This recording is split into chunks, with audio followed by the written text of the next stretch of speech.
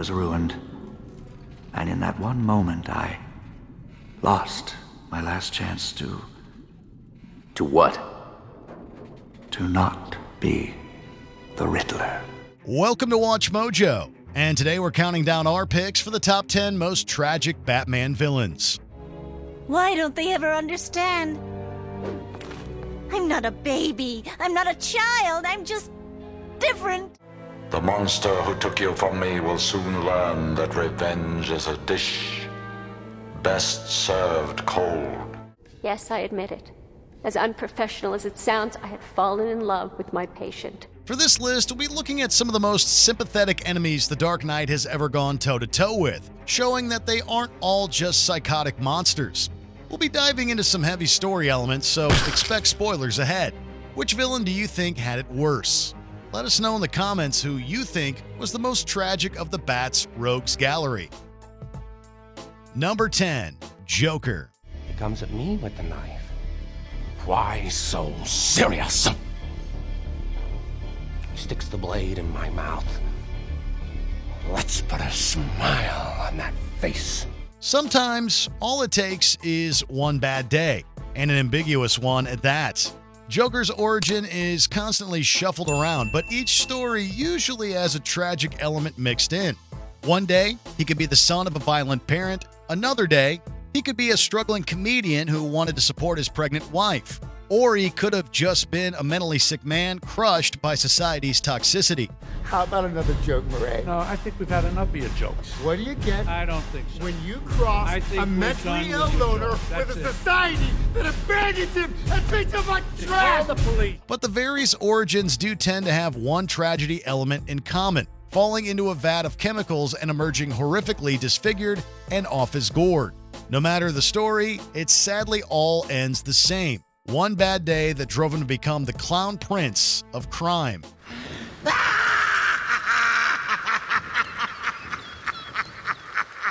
Number 9. Dr. Robert Kirkland Kirk Langstrom, aka Man-Bat. In this variation on the famous Jekyll and Hyde story, Dr. Kirk Langstrom experimented with bat DNA in the hopes of being able to cure hearing problems. So what we've done is merged the DNA of Desmodus rotundus, the vampire bat, into the human chain. This breakthrough will prevent and cure deafness in all humanity. However, when he tested it on himself, something went horribly wrong, and he ended up transforming into the monstrous Man-Bat.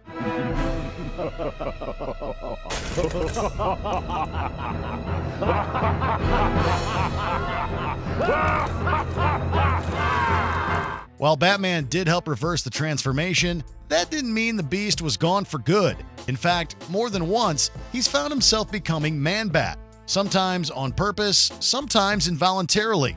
There are times when Kirk can control the Beast and can act as Batman's ally, but who knows how long this will last before the mental tug-of-war is over and Kirk loses himself forever. Get me. I didn't. What have I done? The serum, it changed you. You lost control. What have I done? What have I done? What have I done? Number 8. Oswald Chesterfield Cobblepot, aka Penguin. We all know the Penguin is a refined crime boss with an arsenal of weaponized umbrellas and a face not even a mother could love.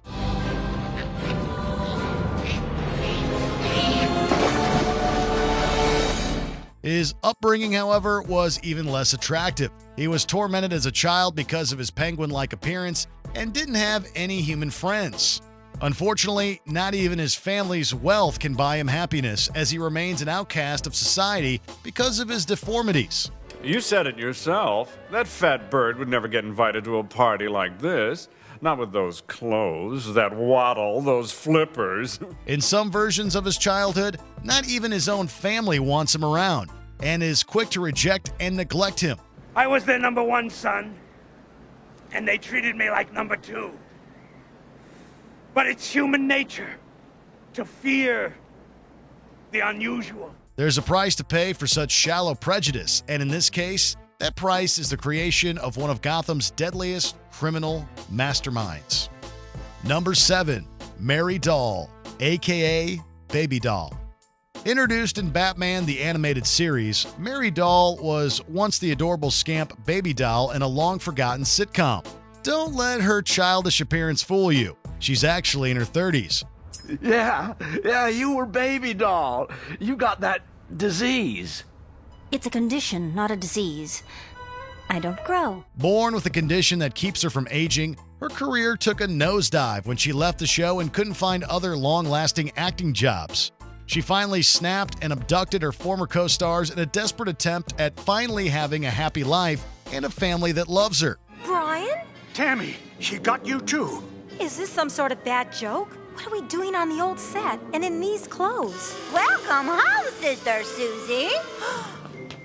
I missed you so. Unfortunately, reality is a cruel eye-opener. Mary's life can never be normal thanks to her condition and history, and her hopes of finding true happiness and love are nothing more than a heartbroken fantasy. But it's not really real, is it?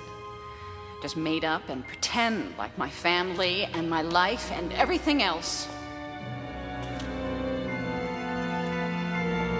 Why couldn't you just let me make believe? Number 6. Arnold Wesker, aka Ventriloquist. This poor guy doesn't look like much of a threat, but there's a dark side hidden behind his timid appearance. Batman? We're talking real trouble. What are we gonna... Hey, who you talking to, creep? He's just a hired help.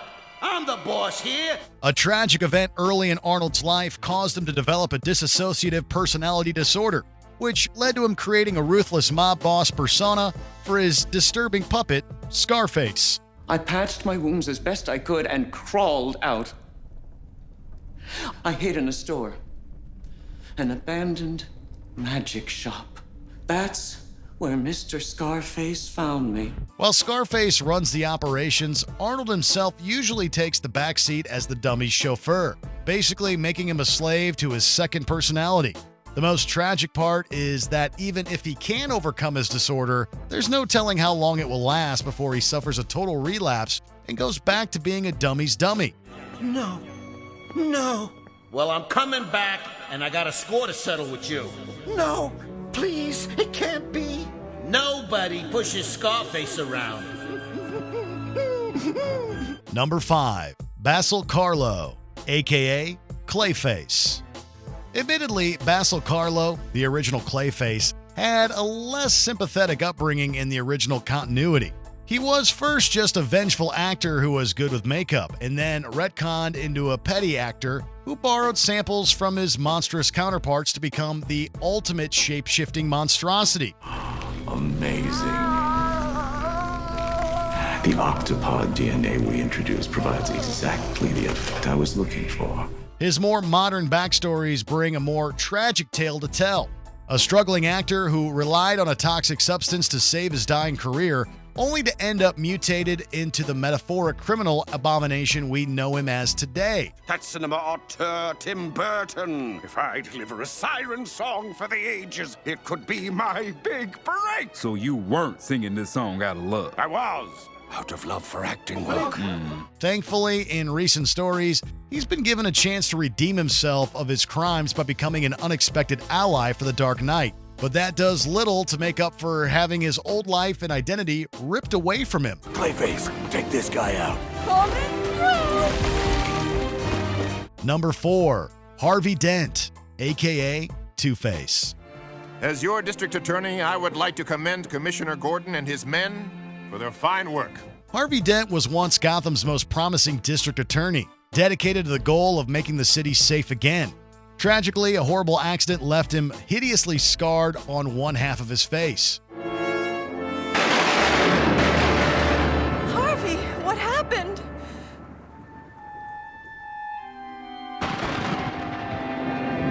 Harvey.